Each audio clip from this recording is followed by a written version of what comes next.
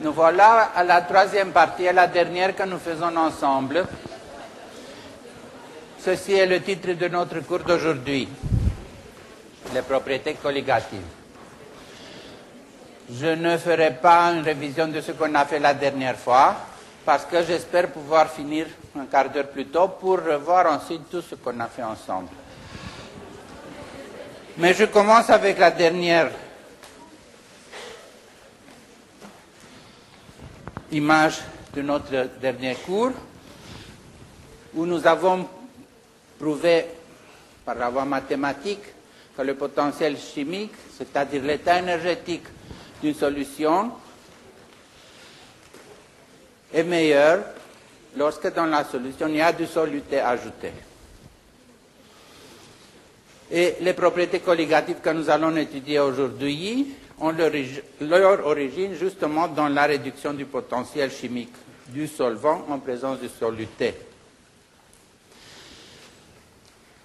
Et nous avons traité tout cela dans l'idée d'une solution idéale.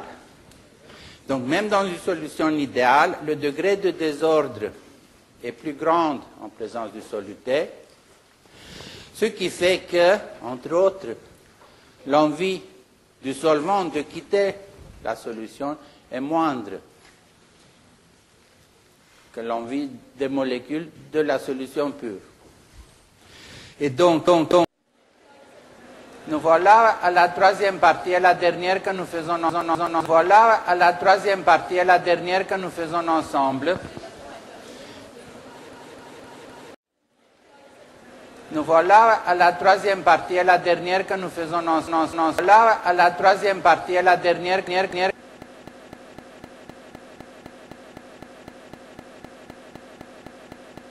Nous voilà à la troisième partie, à la dernière que nous faisons ensemble. Ceci est le titre de notre cours d'aujourd'hui, les propriétés colligatives.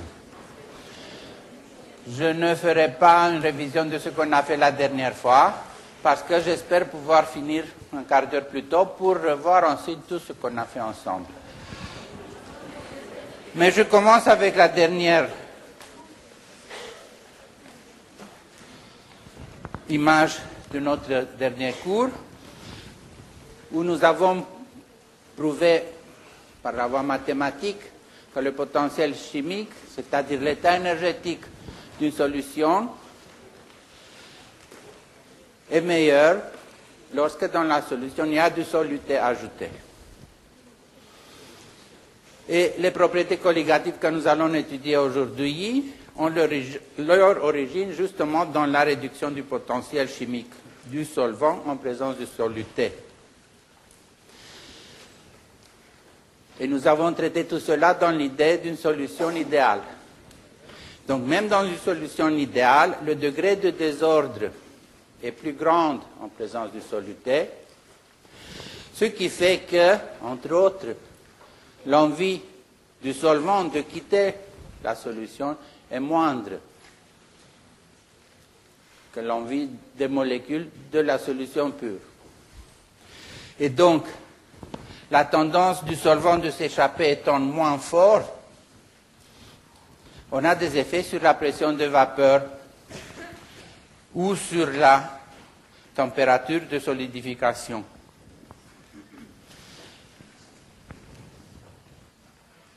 Voilà une première constatation, c'est qu'en présence du soluté, la tendance du solvant de s'échapper étant moins forte, il y aura une baisse de la température d'ébullition qui accompagne la baisse de la pression de vapeur.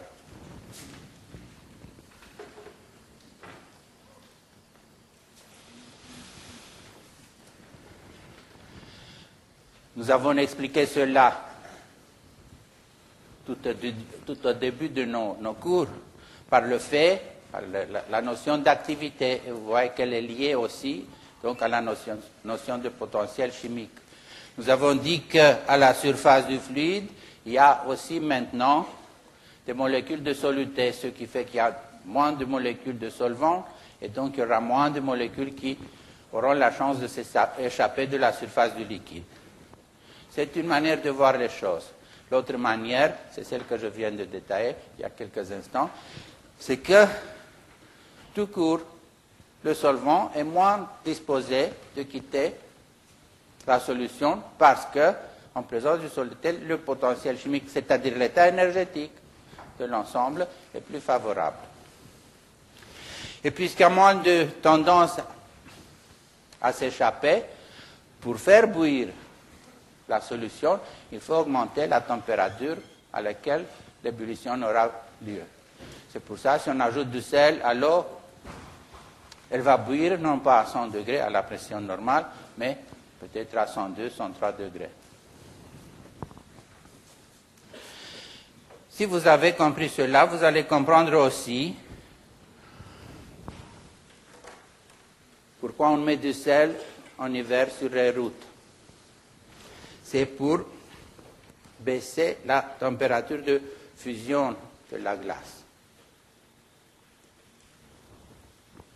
Car cristalliser veut dire ordonner et faire interagir les molécules qui constituent le cristal d'eau pure dans notre cas de la glace. Donc, afin de réaliser ce cristal d'eau pure, il faut écarter les molécules de soluté. Donc, il faut faire un effort ordonnateur supplémentaire par rapport à ce qui se passe dans l'eau pure qu'on veut faire geler. Donc, cet effort supplémentaire coûte de l'énergie libre. C'est le terme entropique dans l'énergie libre qu'il faut assurer en supplément si on veut faire cristalliser une solution d'eau contenant un soluté. Et pour que cela se réalise, donc il faut baisser la température à laquelle on fait geler l'eau. Elle ne gèlera plus à 0 degré, mais peut-être à moins 2, moins 3, moins 4. Et c'est pourquoi on met du sel sur les routes, en espérant qu'il ne fasse pas moins de 5 degrés, moins 5 degrés ou quelque chose comme ça, dans quel cas cet effort serait inutile.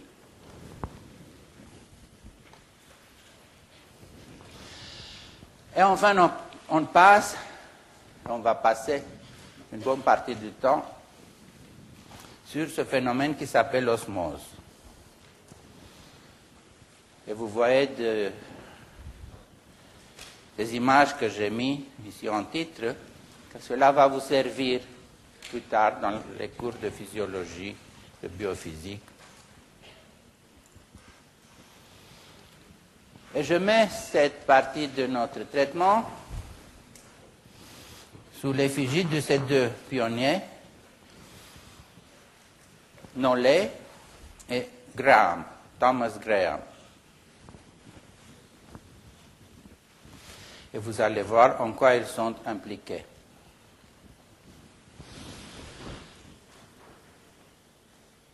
Voilà en bas l'expérience de Nollet, l'abbé Nollet,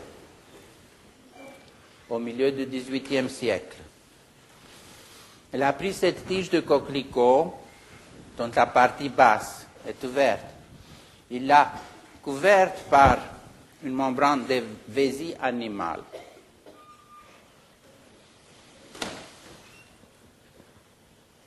Et puis, ce conteneur ainsi constitué contenait de l'alcool, une solution d'alcool, et il introduit tout ceci dans un bécher contenant de l'eau. Il a constaté que l'eau passait à travers la membrane de la vésie pour diluer, on disait à l'époque, l'alcool qui était là. Et en passant, on constatait que le liquide, la solution d'alcool, montait dans la tige du coquelicot jusqu'à une certaine hauteur.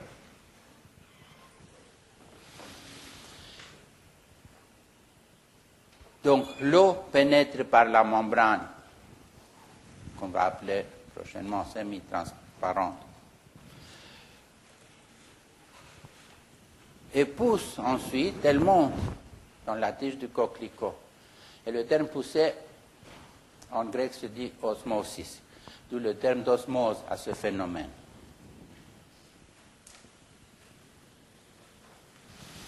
Donc je répète l'expérience de Nollet. Il y a d'un côté l'espace où se trouve la solution alcoolique, l'alcool étant le soluté. À l'extérieur, c'est le solvant pur, l'eau. On constate que le solvant pur traverse la membrane semi-perméable.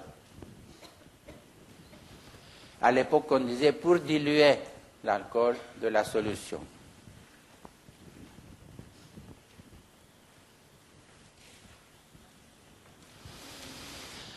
Et maintenant, on dit que le passage de l'eau pure vers la solution se fait dans la tendance d'égaliser les potentiels chimiques du solvant dans un et l'autre des deux compartiments.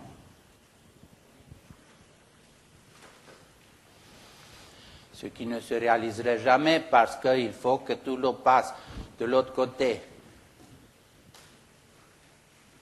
Or, au fur et à mesure que l'eau passe dans l'autre compartiment, le volume doit être conservé et donc il y a une quantité, un volume de solution qui monte dans la tige.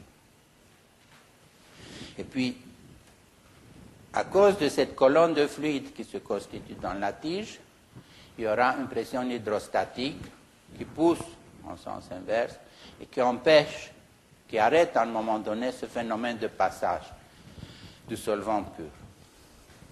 Cette pression hydrostatique est ρGH, et dans l'image suivante, c'est pour vous rappeler, si vous ne l'avez pas encore vu, comment on arrive à cette expression ρGH pour la pression hydrostatique à la base d'une colonne de fluide. Donc, imaginez-vous une colonne de fluide de hauteur H et de surface de base S. Le fluide a une masse volumique ρ et l'accélération gravitationnelle est G. ρ qui se mesure en essayant kg par mètre cube, G qui se mesure en mètres sur seconde moins 2. La hauteur H devrait être prise en mètres. Alors la pression à la base du cylindre, c'est le poids du cylindre sur la surface de la base. Le poids est mg, la masse fois l'accélération gravitationnelle. Et la masse est le volume fois ρ, le volume fois la masse volumique. Et le volume est la surface de la base du cylindre fois son hauteur. Et vous constatez qu'il y a la surface qui se simplifie dans les deux cas, en haut et en bas. On reste avec la formule pression égale ρHg. Donc, par la montée du fluide dans la colonne, par cette dénivellation qui se crée ainsi, on peut évaluer la pression hydrostatique par laquelle la colonne agit sur le reste de la solution. Maintenant, imaginons que cette expérience d'osmose se réalise dans un vase communicant en forme de U, que la membrane semi-transparente est là, semi-perméable est là. Ça, c'est le solvant pur, ça, c'est l'alcool, ou la solution de l'alcool.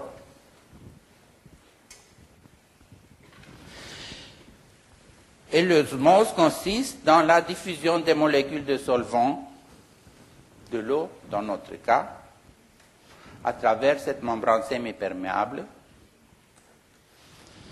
vers l'autre solution où la concentration en soluté est non nulle. Il faut préciser que le soluté ne traverse pas la membrane semi-perméable.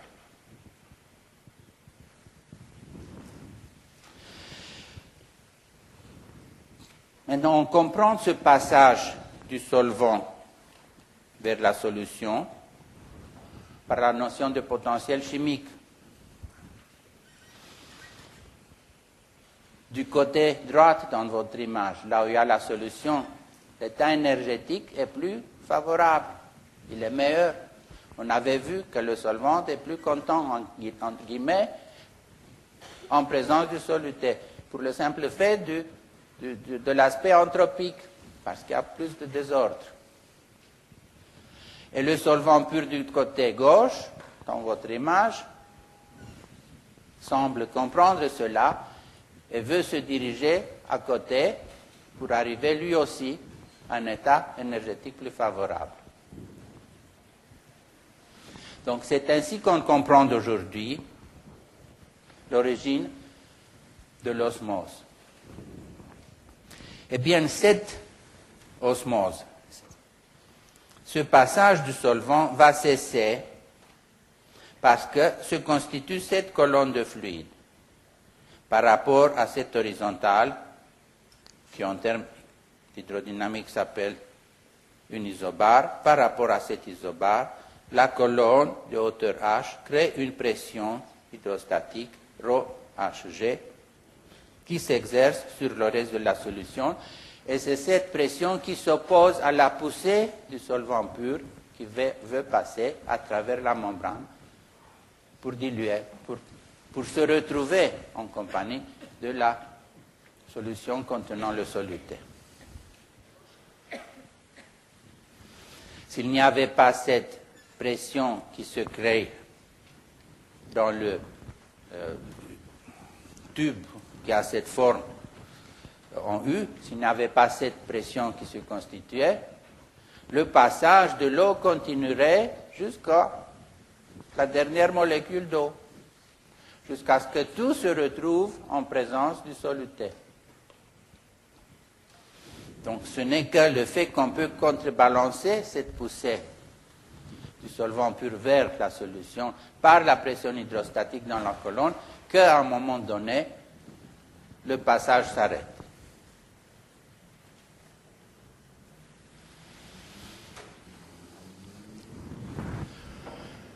D'une manière formelle, on peut décrire cela de la façon suivante. On considère deux compartiments séparés par la membrane semi-perméable. L'un des compartiments contient le soluté non diffusible, par exemple l'alcool, et la membrane n'est pas perméable à l'alcool.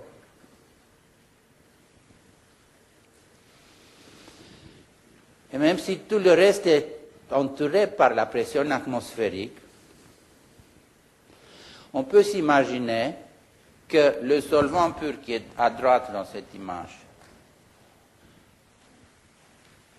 traversant vers le compartiment où il y a la solution, fait que dans la partie où il y a la solution existe, se constitue une pression supplémentaire appelée pression osmotique, pi.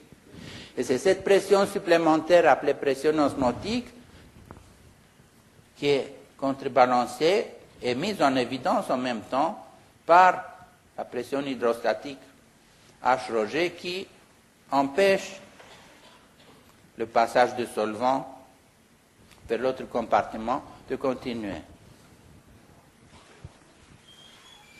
Et je répète, ce passage se fait parce que le solvant pur aimerait arriver au même potentiel chimique ou de toute façon à un potentiel chimique plus petit, plus bas, plus négatif, comme c'est le cas du côté gauche en présence du soluté.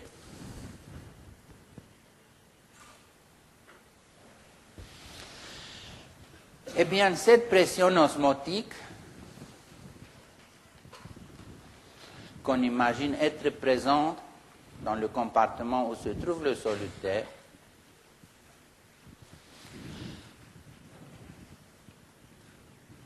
on peut montrer qu'elle respecte une loi analogue à la loi fondamentale du gaz idéal.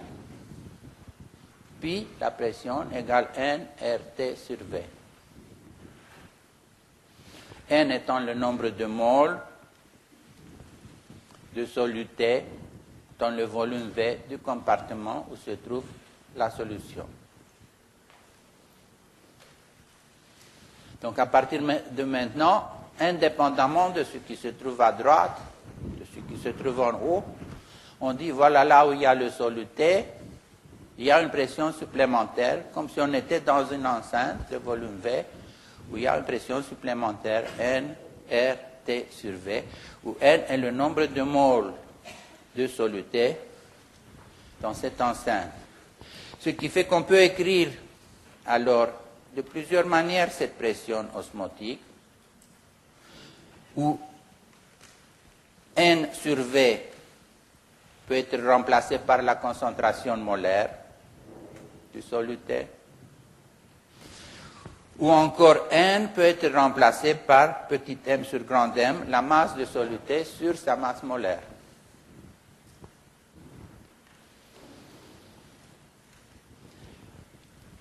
Et vous voyez qu'on arrive à avoir dans la formule de la pression osmotique la masse molaire du soluté.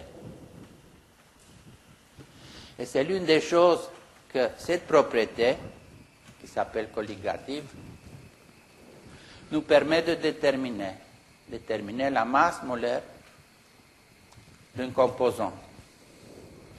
Et j'ai dit que c'était une propriété colligative parce qu'il y a ce N qui apparaît. Ce N qui indique que la pression osmotique dans le compartiment où se trouvent le ou les composantes non diffusibles, cette pression osmotique ne dépend que du nombre de moles de ce ou de ces composantes non diffusibles. Et c'est ce qu'on appelle propriété colligative. Mais il y aura un diapo qui précise cela. Avant toute autre chose, faisons une application numérique de cette série de formules. Lisez l'énoncé de cet exercice. Quelle est la pression osmotique? Et pour faire intéressant, je vous la demande en atmosphère, développée par une solution d'alcool de concentration 1 molaire. Et je vous rappelle que 1 molaire veut dire 1 mol par litre, c'est le grand C, la concentration molaire. Que 1 litre en SI veut dire 10 puissance moins 3 mètres cubes, que 1 mol contient Na, nombre d'Avogadro de molécules par mol, et que ce nombre d'Avogadro est 6,02, 10 puissance 23 molécules par mol.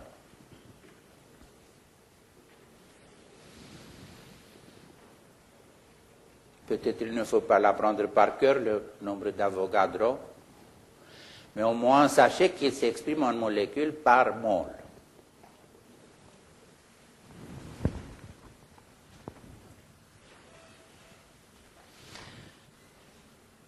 Passons à l'exercice. Nous allons utiliser l'expression pression osmotique pi égale CRT, où grand C, c'est la concentration molaire, qui nous est donnée, elle est de 1 molaire, 1 mol par litre. T, c'est la température absolue, on nous dit c'est à 0 degré, donc ça fait approximativement 273 degrés Kelvin. Et bien que la constante universelle des gaz R en SI est 8,31 joules par mol Kelvin, on la retrouve dans des tableaux de constantes, aussi exprimées en termes d'atmosphère. Et notre exercice précise qu'on veut le résultat en atmosphère. Donc on cherche l'expression de R, où interviennent les atmosphères. Donc ça vaut 0,082 litres atmosphère per mol Kelvin.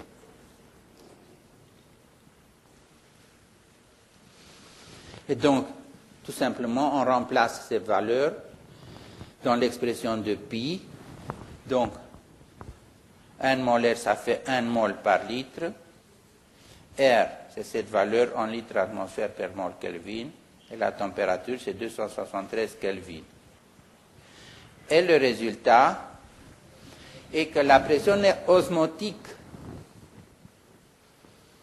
assurée par une concentration 1 molaire,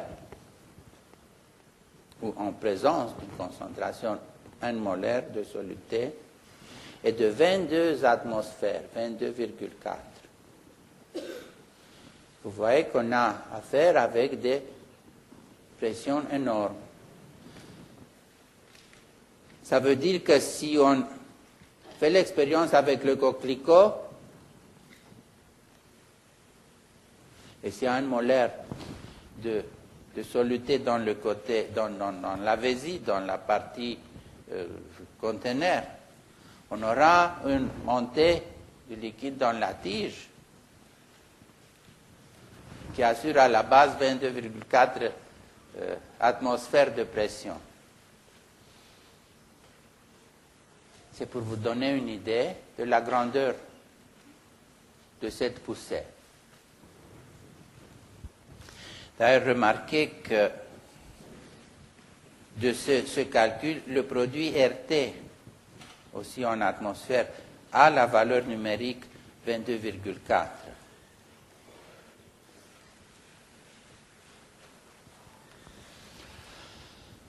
Donc, je reviens à ce que je viens de dire il y a quelques instants. La pression osmotique respecte une loi similaire à la loi du gaz parfait, pi égale nRT sur V.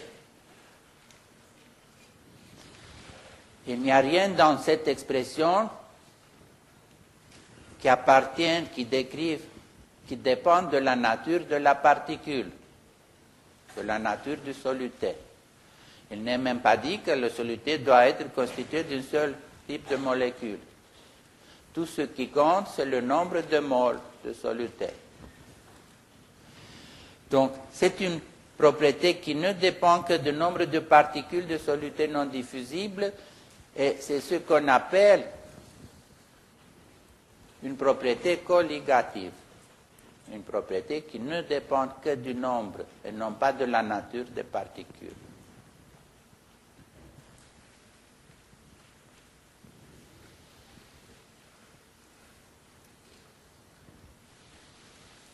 Je vois que vous écrivez, et c'est très bien, il faut noter un petit peu dans vos polis. Ne vous basez pas uniquement sur ce que vous avez dans votre poli. Prenez des petites notes.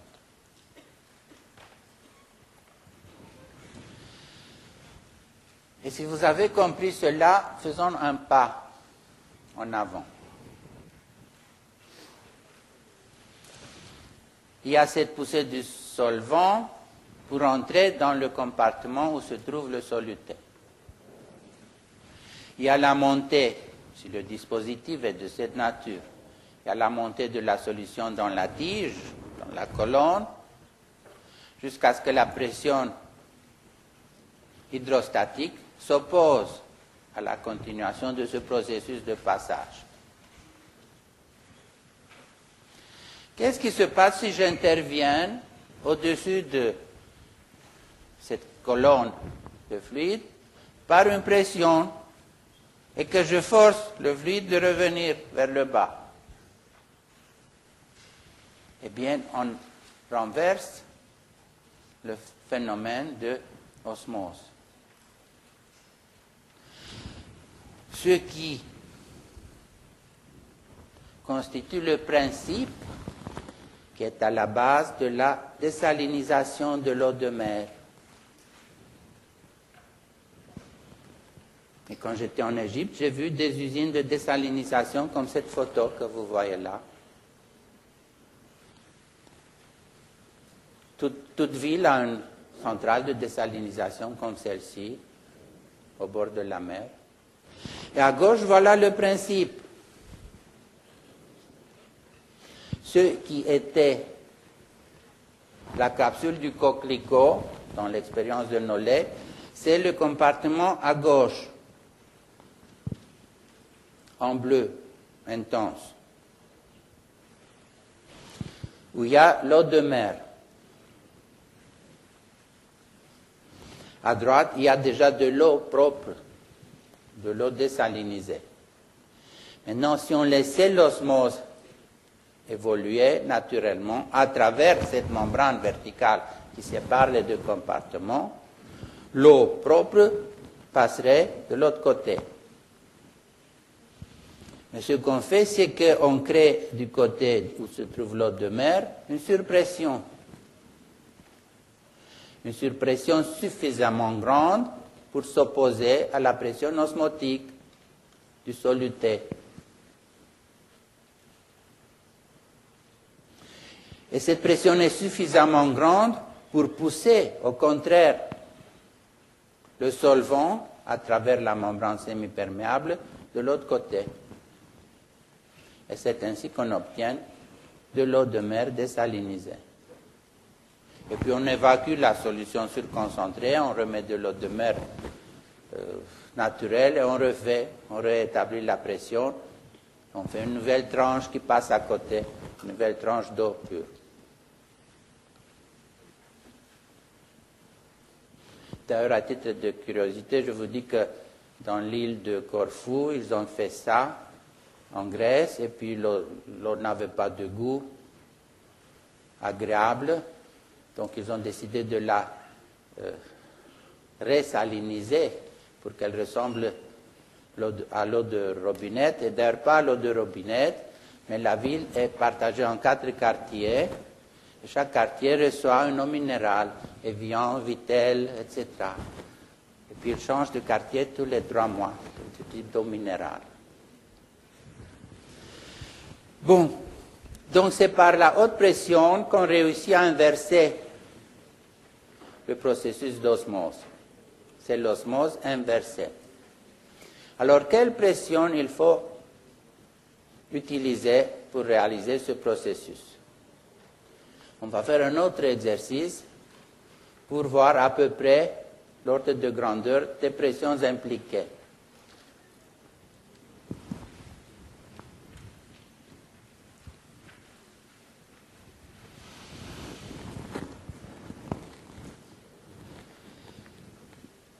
On a calculé il y a quelques instants, le produit RT, qui à 0 degré vaut 22,4 atmosphères litres par mol.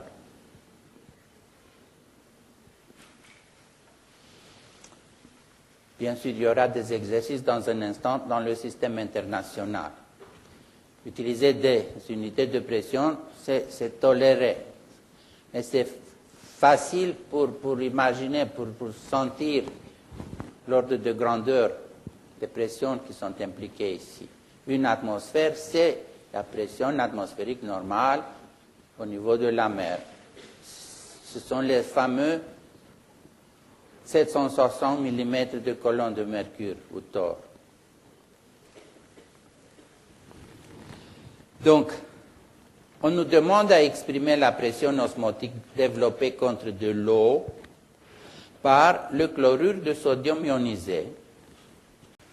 Constatation, c'est qu'en présence du soluté, la tendance du solvant de s'échapper étant moins forte, il y aura une baisse de la température d'ébullition qui accompagne la baisse de la pression des vapeurs.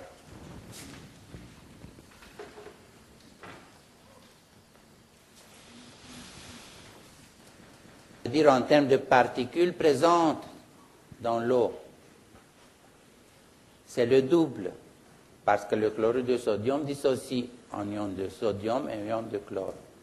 Donc on a 10 molaires de particules, 10 moles par litre. Et donc la pression osmotique développée par une telle solution de chlorure de sodium, avec la même formule que tout à l'heure, pi égale CRT, C c'est 10 molaires, 10 moles par litre. RT, la valeur numérique, 22,41. Et on obtient la pression osmotique de 224 atmosphères. Donc si on veut vraiment désaliniser cette eau, il faut que la pompe qui crée la surpression du côté de la solution, du côté de l'eau de mer, soit d'au moins 224 atmosphères.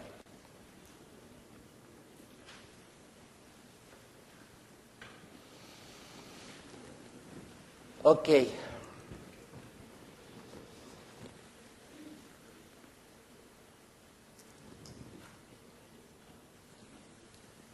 nous avons exprimé cette concentration grand C, on a dit c'est 10 moles par litre.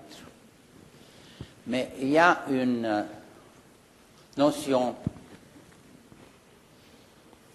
propre aux propriétés colligatives, c'est la concentration de particules tout court, indépendamment de leur nature.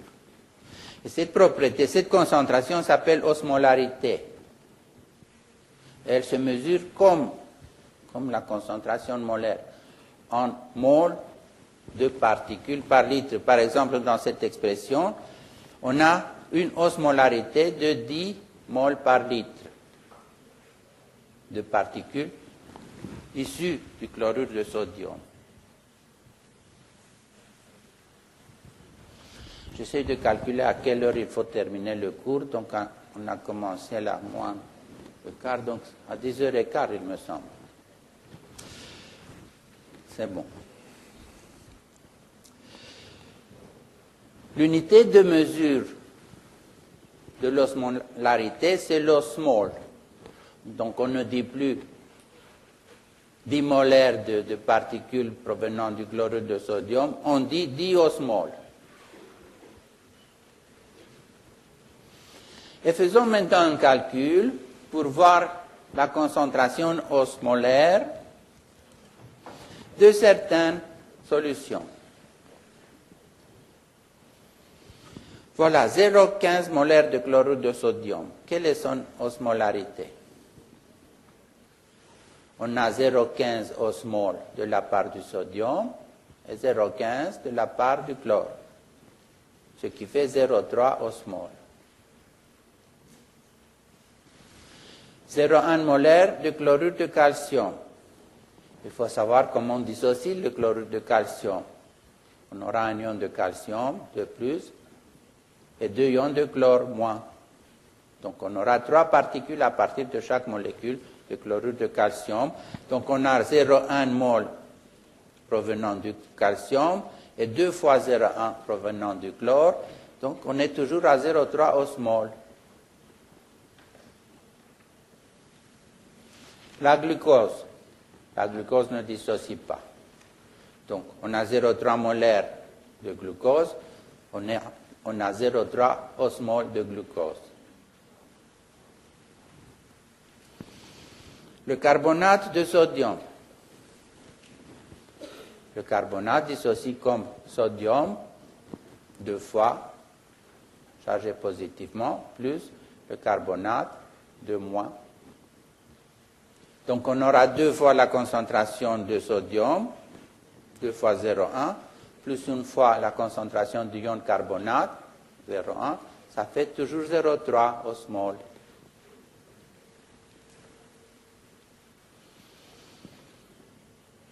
Par contre, le carbonate de calcium, supposons qu'il dissocie, ça ferait calcium plus et CO3 de moins. Calcium de plus, CO3 de moins, qui fait 0,1 molaire chaque, et cela donne 0,2 osmoles.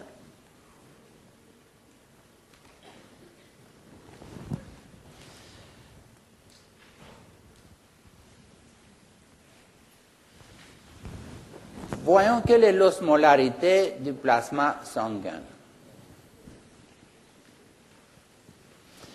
Si on demande cela, c'est que dans le plasma, il y a des protéines, on verra ça un peu plus tard, et un nuage de particules chargées qui accompagnent ces macromolécules protéiques. Et dans un premier temps, on s'imagine que ni les macromolécules, ni ce nuage qui les accompagne ne traversent pas la paroi des vaisseaux sanguins. Donc, toutes ces particules qui se trouvent là contribuent à l'osmolarité du plasma sanguin. On les a en grammes par litre dans la première colonne. Mais vous voyez qu'on les a donnés très convenablement. On nous donne la quantité, la concentration massique de sodium tout court. du ion potassium tout court, du calcium, du chlore, on les donne séparément. Ce qui facilite à passer de la première colonne à la deuxième où on calcule l'osmolarité de ces mêmes concentrations massiques. Donc si petit m en grammes est divisé par grand M la masse molaire, on aura le nombre de moles, la concentration molaire ensuite, si on l'exprime par litre. Donc tout simplement, pour passer de la première colonne à la deuxième en osmole, on divise la première par la masse molaire de chaque particule. Et donc on obtient l'osmolarité, et d'ailleurs ce qui est là dans la colonne, c'est là, elle est exprimée en milliosmol, millième d'osmol. Vous voyez que les protéines ne font que 2 milliosmoles. Pourtant, ce sont elles qui ont ce nuage de particules qui les accompagnent. Donc ça, c'est la composition en particules, je dirais non diffusibles à travers une membrane semi-perméable, du plasma sanguin. Quelle est la pression osmotique développée par le plasma sanguin? Eh bien, cette pression osmotique développée par le plasma sanguin s'appelle la pression colloïde osmotique. Les protéines dont je parle, avant qu'on sache ce qu'elles sont, on les appelait des colloïdes. Donc ce terme date depuis l'époque de Nollet. Et donc il s'agit de ces protéines accompagnées de tous ces ions chargés ou d'autres particules qui ne traversent pas les parois. Donc la pression osmotique due à toutes ces particules, la pression colloïde osmotique. Et si on fait la somme des milliosmoles de tous ces composantes, eh bien on arrive à 300 milliosmoles. Et ce n'est pas par hasard que je vous ai fait l'exercice tout à l'heure avec tous ces ions, le chlorure de sodium, etc., qui finissaient eux aussi à 300 milliosmoles. Donc l'osmolarité du plasma sanguin est de 0,3 osmol ou 300 milliosmoles.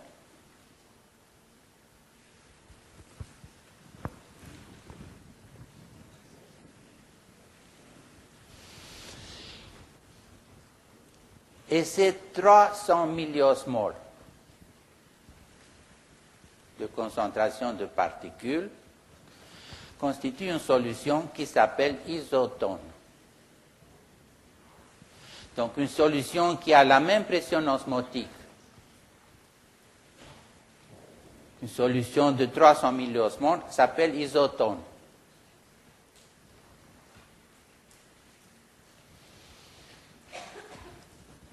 Et je viens vers vous avec cette question. On est à 37 degrés, la température du corps, et je prépare une solution de chlorure de sodium de concentration de 9 grammes par litre.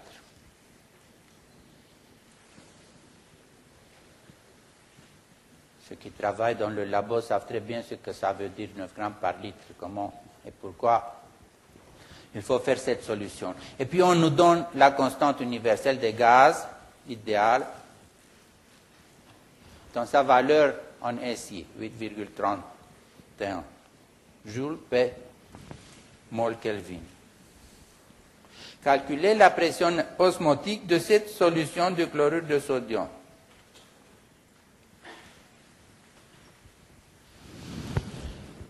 C'est toujours avec la relation pi égale CRT avec grand C, concentration molaire, qu'on va faire ce calcul.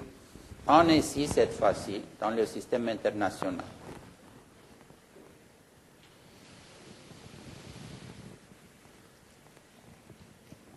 Et au départ, nous allons convertir donc la concentration massique du chlorure de sodium, de 9 grammes par litre, en concentration molaire. La masse molaire du chlorure de sodium est en 60 60 grammes par mol. La concentration molaire, petit m sur grand M, ça c'est le nombre de moles, et puis divisé par le litre. Et 9 grammes par litre divisé par 60 grammes par mol, on obtient 0,15 mol par litre, c'est-à-dire molaire. Donc la concentration de chlorure de sodium est de 0,15 molaire, ce qui correspond aux 0,3 osmoles qu'on a calculé il y a quelques moments. Donc la solution de chlorure de sodium de 9 grammes par litre est une solution isotone. Elle est en équilibre osmotique avec la pression colloïde osmotique du plasma sanguin. C'est pourquoi si on fait des piqûres, si on dissout des antibiotiques, de la chimiothérapie, tout se dissout dans des solutions salines de 9 grammes par litre, chlorure de sodium, pour qu'on n'altère pas la pression colloïde osmotique du plasma sanguin. Et maintenant, remplaçons les valeurs dans la pression osmotique développée par cette solution. On avait dit 37 degrés Celsius, ça fait 37 plus 273, cela fait 310 Kelvin. On utilise la valeur de la constante universelle des gaz, 8,31 joules per mol Kelvin. Et là, il faut faire attention parce que tout le monde se trompe. La concentration molaire ou osmomolaire, 0,3 osmol, il faut l'exprimer en unité SI. Le litre n'est pas une unité SI. L'unité SI de volume, c'est le mètre cube. Donc 0,3 osmol, c'est-à-dire 0,3 mol par litre, fait 300 mol par mètre cube. Faites donc attention. On remplace ces 300 mol par mètre cube dans l'expression pi égale CRT et on obtient 7,7 10 puissance 5 pascal de pression atmosphérique. Pour ceux qui ont oublié, la pression se mesure en SI dans l'unité qui s'appelle pascal. Et comme 10 puissance 5 pascal fait à peu près, je n'entre pas dans les détails, fait à peu près une atmosphère, la pression osmotique est de l'ordre de cette atmosphère. Donc la pression colloïde osmotique d'une solution isotone est de l'ordre de cette atmosphère. Pour être très précis, vous avez là le facteur de conversion entre l'atmosphère comme unité tolérée de pression et le pascal. Donc voilà la pression osmotique développée par une solution isotone, quelle que soit sa nature.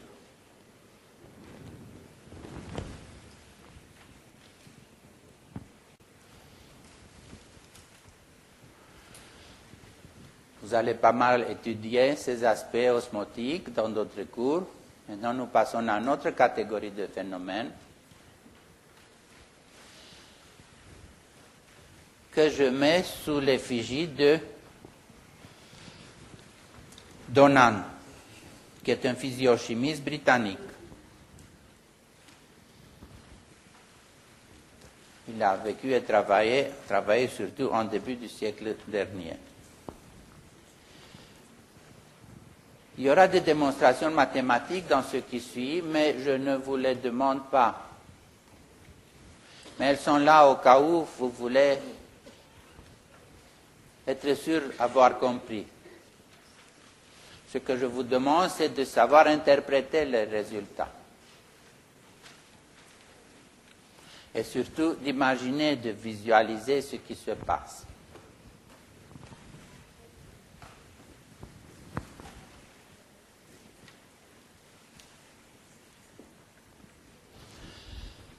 Les phénomènes associés au nombre de Donan sont l'équilibre de Donan et le potentiel de Donan.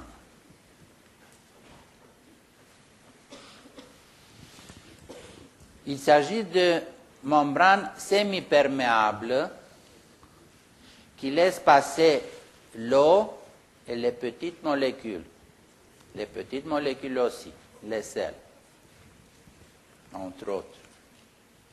Ce qui ne passe pas, ce sont les macromolécules, comme par exemple les protéines.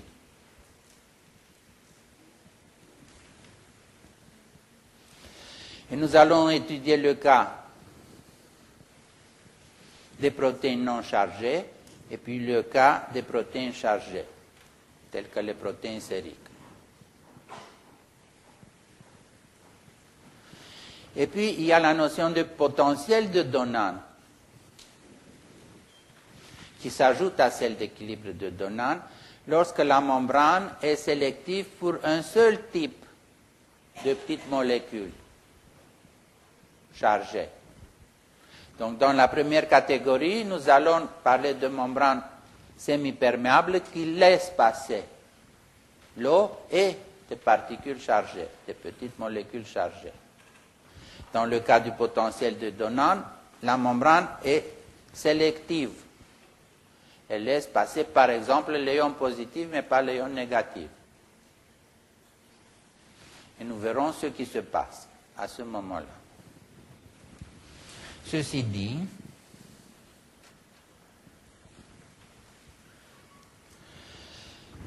nous allons étudier l'équilibre osmotique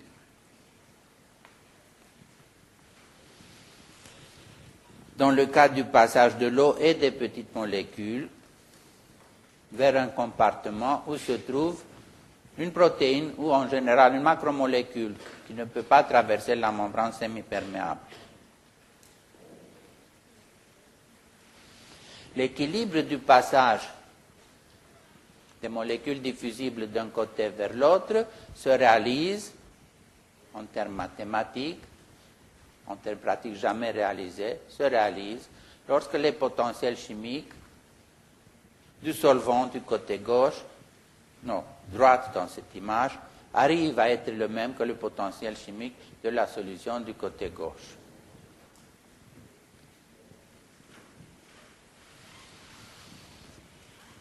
Voilà le premier cas, le plus simple. Il s'agit d'une protéine P non chargée, d'une concentration molaire grand C, qui peut être exprimée comme étant N sur V, c'est-à-dire petit m sur grand M sur V, la masse présente sur la masse molaire, sur le volume dans lequel est présente cette masse petit m. Dans ce cas le plus simple, la pression osmotique dans le compartiment où se trouve la protéine est donnée par la relation que nous venons de connaître, c'est pi égale nRT. La pression osmotique développée correspond à la concentration de la protéine, tout court. Une conséquence de cela, c'est que si on peut mesurer la pression osmotique par une tige comme celle du coquelicot, on a directement accès à la masse moléculaire de la protéine, ce qui n'est pas négligeable. Mais la protéine n'est jamais neutre, elle est chargée, et considérons le cas très théorique, qu'elle porte une seule charge négative. Eh bien, elle sera neutre, parce que cette charge sera neutralisée par une quantité ou une concentration équivalente de ions de charge opposée. Disons du sodium. Donc, si la concentration de protéines est C indice P, il y a une concentration identique de ions de charge opposée égale à C indice B. Et donc, l'osmolarité, c'est 2 fois C, 2 fois grand C. Et la pression osmotique d'une protéine portant une seule charge de concentration grand C va être celle d'une solution d'osmolarité double. Donc la pression osmotique est 2 fois la concentration molaire de la protéine fois RT. Donc l'osmolarité est double du fait de la présence d'une charge sur la protéine et du ion de charge opposée qui l'accompagne. Maintenant, imaginez-vous que cette protéine porte beaucoup de charges, positives et négatives. Eh bien, dans la proximité, il y aura des ions positifs et négatifs qui neutralisent chacune de ces charges. Et l'osmolarité de la solution de protéines va être égale à la somme de toutes les concentrations molaires de particules présentes.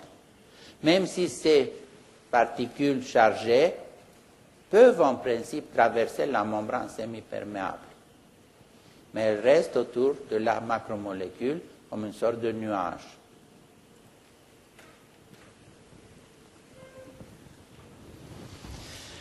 Donc, on a vu le cas de la protéine polyion. Maintenant, voyons ce qui se passe en présence de cette protéine polyion.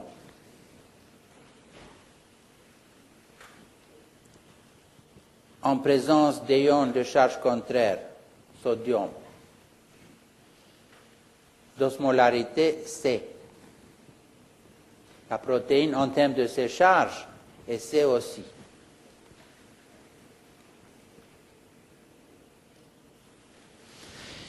Et si on ajoute du chlorure de sodium dans le compartiment où se trouve le solvant,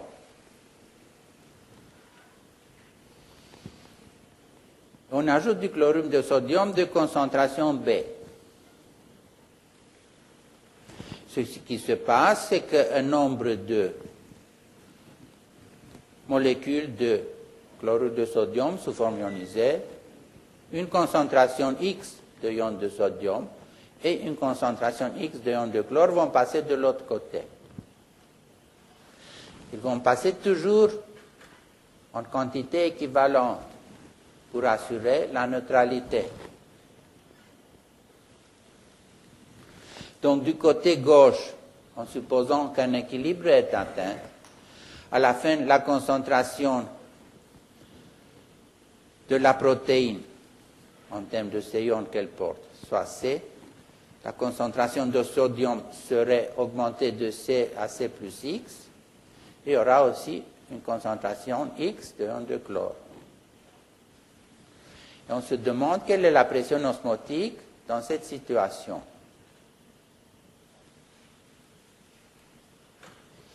Eh bien, le calcul, comme je disais, je ne vous le demande pas, mais l'idée c'est que l'équilibre serait atteint lorsque le potentiel chimique mu du chlorure de sodium du côté gauche serait égal au potentiel chimique du chlorure de sodium du côté droit. Et on peut faire le raisonnement qui est que de 3 lignes, mais je ne vous le demande pas. Et on arrive au résultat, qu'il ne faut pas apprendre par cœur, mais pouvoir commenter éventuellement. Donc le résultat me dit qu'il y aura une situation où le potentiel chimique du chlorure de sodium, côté droit et côté gauche, serait le même. Lorsque X concentration de sel aurait diffusé de droite à gauche. Et cette concentration X est donnée par B carré sur C plus 2B. Rappelez-vous que B, c'est la concentration de sel que j'ai ajoutée du côté où il y a le solvant, et que C, c'est la concentration de la protéine en termes de ses charges. Et cette relation me dit d'un côté, bien sûr, X, la quantité de sel qui passe, dépend directement proportionnellement de B. Donc plus de sel j'ajoute, plus de sel passera de l'autre côté. Mais ce qui est plus intéressant, c'est que plus la concentration de protéines est grande, une grande C fait moins de sel qui passe, un grand C fait un petit X. La concentration X de sel qui diffuse vers la gauche est inversement proportionnelle à la concentration du ion non diffusible.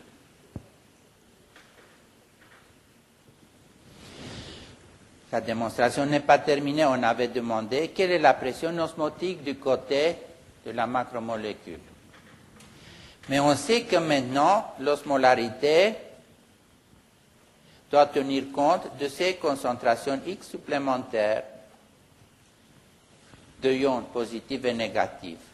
Et de nouveau, je ne vous demande pas à prendre la démonstration, mais en principe, regardez que ce qu'on fait, c'est qu'on calcule la pression osmotique du côté gauche en termes de l'osmolarité des particules qui se trouvent là. On soustrait la pression osmotique présente du côté droit en termes de l'osmolarité des molécules de sel qui se trouvent là. Et la différence me donne cette expression compliquée qui mérite d'être étudiée, comme on dit, à la limite. Dans deux cas particuliers. Quand B est très petit, j'ajoute très peu de sel. Alors la pression osmotique du côté gauche, ou plutôt ce qu'on a fait, c'est la différence de la pression osmotique d'un compartiment par rapport à l'autre. Et 2 fois CRT, donc c'est la pression osmotique que la protéine et son contre-ion développeraient si elle était toute seule. Ce qui est conforme au bon sens. Par contre, c'est intéressant et ça a été une surprise quand cela a été mesuré et puis calculé. Si j'ajoute beaucoup de sel du côté droit, donc B est très grande. Alors, dans cette expression, on fait les simplifications qui s'imposent, on obtient que la différence de pression osmotique entre les deux compartiments est CRT. Comme si la protéine était neutre. Et les deux concentrations C, et en présence de beaucoup de sel de l'autre côté, elle se manifeste comme si elle n'avait pas de charge qui l'accompagne. Donc si on veut réduire la pression osmotique due à une protéine qui ne traverse pas une membrane semi-perméable, on rajoute pas mal de sel de l'autre côté, et puis sa pression osmotique se réduit au minimum possible, celle de sa concentration molaire tout court.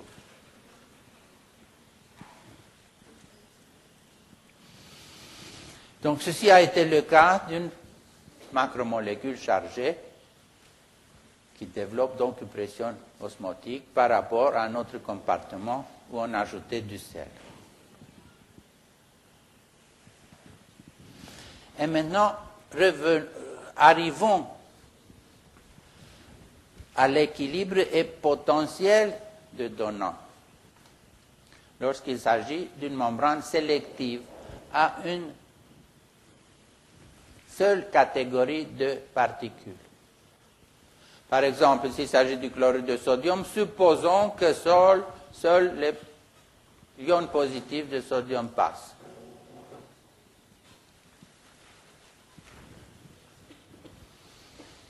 Il y a à côté la macromolécule avec son contre-ion. Mais sachez que ce n'est pas ça qui compte.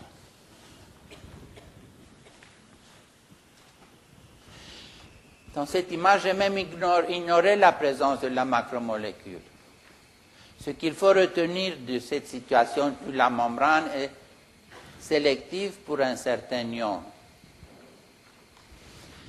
c'est que le ion qui a le droit de passer va diffuser de l'autre côté. Mais il ne s'écartera pas très loin. Parce qu'il reste des charges négatives dans l'espace situé à droite dans notre schéma. Et vu que la neutralité des compartiments n'est pas assurée, les charges positives, d'accord, sont passées de l'autre côté, mais vont rester près de la membrane, et les charges négatives non compensées, restées de l'autre côté, vont s'approcher de la membrane et vont constituer une double couche de charges positives d'un côté et négatives de l'autre de la membrane sélective. Et on aurait réalisé ainsi ce qu'on appelle une potentielle donnante, une potentielle de membrane. Et de cela, vous allez aussi parler pas mal dans vos cours ultérieurs. Voilà les notions de base associées aux propriétés colligatives. Et j'ai dit que j'allais laisser un quart d'heure, et c'est juste un quart d'heure qui me reste, pour revoir tout ce qu'on a fait dans nos cours dès le début.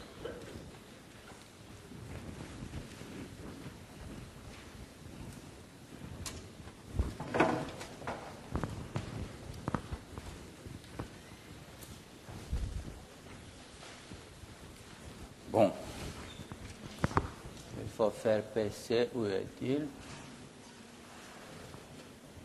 Enfin, on verra bien.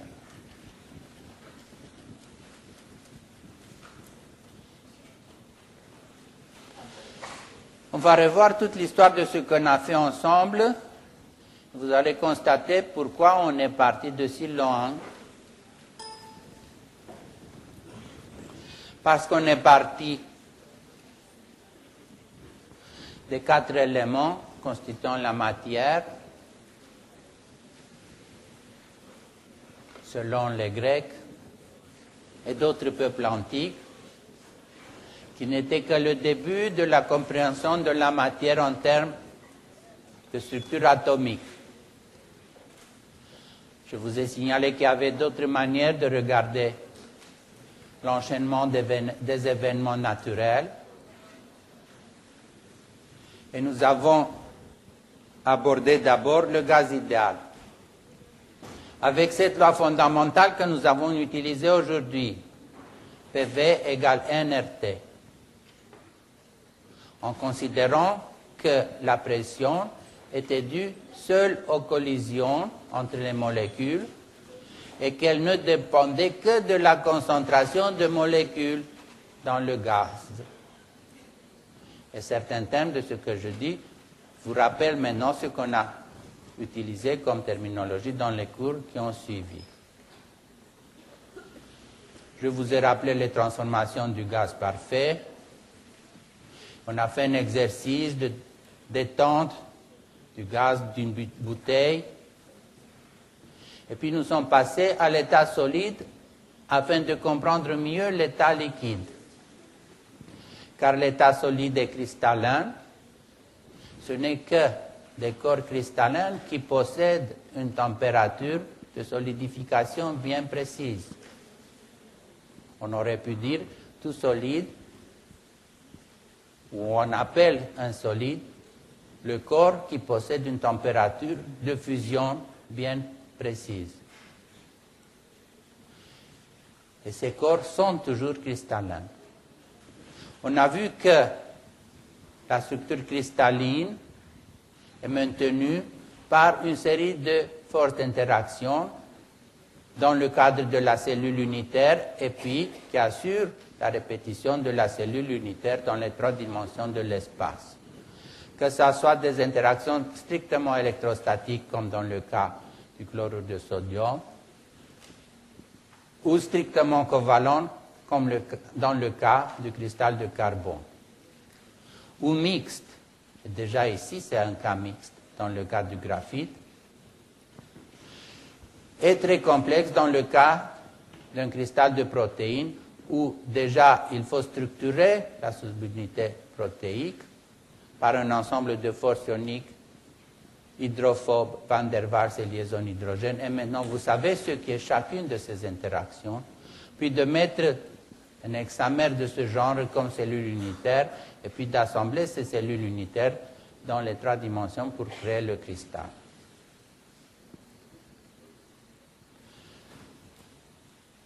Et nous avons étudié et compris ce que sont les forces de van der Waals.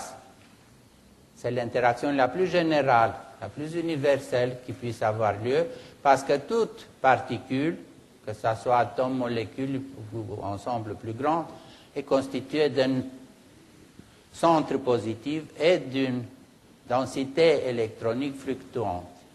Et l'interaction de van der Waals se réalise par la synchronisation des fluctuations des charges de densité électronique des particules voisines. Cette interaction a une énergie minimum à une distance optimale, et par rapport à cette distance, face à une molécule supposée être fixe, l'autre va osciller d'un côté et de l'autre de la distance optimale. Et d'ailleurs, on peut s'imaginer que par rapport à un centre qu'on a appelé ultérieurement centre de cristallisation, par exemple, il y a dans toutes les directions des molécules qui vibrent. Donc tout un ensemble de vibrations organisées autour d'un centre. On comprend l'état liquide par la présence d'îlots structurés comme dans le cristal, ainsi que de régions non structurées. Et ces îlots structurés se défont pour laisser l'occasion aux régions non structurées à se refaire en îlots structurels, et ce phénomène dynamique se passe dans l'ensemble du liquide. Ce qui fait que par ensemble, il y a une cohésion entre les molécules du liquide et une force de pression qui s'exerce de la part de la surface du liquide vers l'intérieur, parce que ces molécules n'interagissent qu'avec le contenu de la phase liquide et non pas avec la partie gazeuse. Donc il y a une surface libre qui a des propriétés spéciales, on va voir ça dans un moment. Il y a aussi des molécules qui s'échappent, ce qui constitue la pression de vapeur de ce fluide. On a parlé du changement d'état par la communication de la chaleur. Et le changement d'état est représenté par des situations où, comme ici dans l'exemple, l'eau liquide et les vapeurs sont en équilibre, on dit, c'est-à-dire la température du système reste constante et il y a de plus en plus de molécules qui passent dans la phase de vapeur jusqu'à la dernière. La chaleur communiquée pendant ce temps est reprise tout de suite par la molécule qui devient vapeur, s'appelle chaleur latente de vaporisation. Après quoi, si on continue à administrer de la chaleur, la température peut augmenter encore davantage. Le phénomène est réversible à la condition qui est des centres de condensation, à la fois pour le passage de la phase gazeuse à la phase liquide et de la phase liquide à la phase solide. Nous avons compris ce qu'était la thermorégulation parce qu'en partant de l'intérieur du liquide avec une énergie égale à la chaleur latente de vaporisation, mais en étant à une température moindre que la température de vaporisation, une fois la molécule partie, le reste du liquide se refroidit. Et puis, on a introduit la notion de mouillabilité qui explique pourquoi on a ascension capillaire pour les fluides qui interagissent favorablement avec les parois d'un tube et des pressions capillaires dans le cas des molécules dont les forces d'interaction, la cohésion intermoléculaire est forte, mais qu'il n'y a pas de force d'interaction semblable ou favorable avec les parois du capillaire. Nous avons vu que les molécules amphiphiles se dirigent vers la surface du fluide pour laisser leur partie apolaire vers l'extérieur. Cela, d'un côté, réduit la tension superficielle,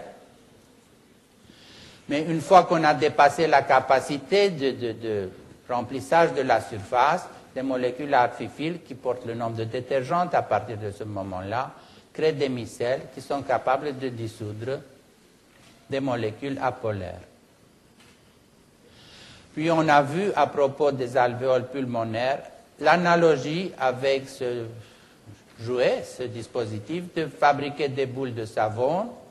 Et dans la paroi de la boule, il y a des interactions entre les molécules du liquide. Et cette attirance entre les molécules génère une surpression qui est présente dans la bulle au moment où on la lance dans l'air. Et cette surpression fait qu'ensuite la bulle augmente de taille une fois libérée. Vous voyez ici l'histoire. Or, cette surpression est d'autant plus grande que le rayon de courbure R de la bulle est petit, ce qui ferait que dans deux bulles qui communiquent, comme c'est le cas des alvéoles pulmonaires, la petite alvéole se vide complètement, s'écrase en avantage de la grande. Ce qui n'arrive pas à cause du surfactant pulmonaire qui empêche les bulles de se réduire en dessous d'une certaine taille. Puis nous sommes passés au chapitre des solutions. On a rappelé la notion de pression de vapeur du solvant. Et on a introduit la notion d'activité par cette image. S'il y a du soluté dans la solution, la tendance des molécules de solvant de s'évaporer, de passer en phase gazeuse est moindre. Et c'est ainsi qu'on explique le fait que la température d'ébullition doit augmenter pour réaliser l'ébullition. Et puis on a introduit à propos de ça la notion d'activité chimique. L'activité chimique, le coefficient d'activité chimique de l'eau, lorsqu'il y a un solvant, un soluté dans la solution, est réduite. Dans cet exemple, la pression des vapeurs est réduite parce qu'il y a gamma fois le nombre de molécules dans la couche superficielle. Donc elles sont qu'en proportion de gamma, 98% dans cet exemple, disposées à quitter le solvant.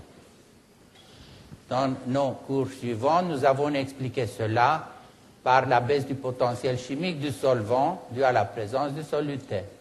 Mais avant d'arriver à cette manière élégante et mathématisée de nous exprimer, nous avons donné cette explication illustrative qui est aussi valable que la suivante.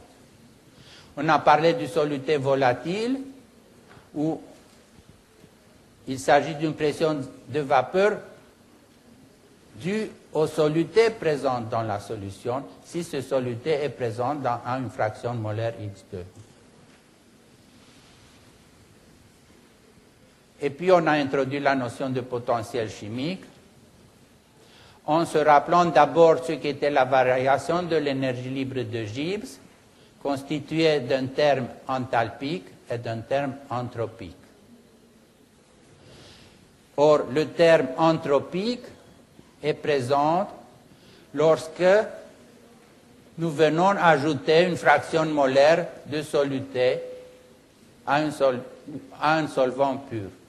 Ce qui fait qu'il y aura un delta G tout simplement parce qu'on crée de désordre en apportant un élément étranger au solvant pur. Et nous avons calculé la variation du potentiel chimique du solvant μ1 par rapport à l'état où il est pur en fonction de la fraction molaire du soluté ajouté. Et tout de suite, nous avons constaté qu'apparaît un signe moins, ce qui nous dit la chose dont on s'est servi tout le temps dans ce dernier cours, que le potentiel chimique du solvant en présence du soluté est moindre.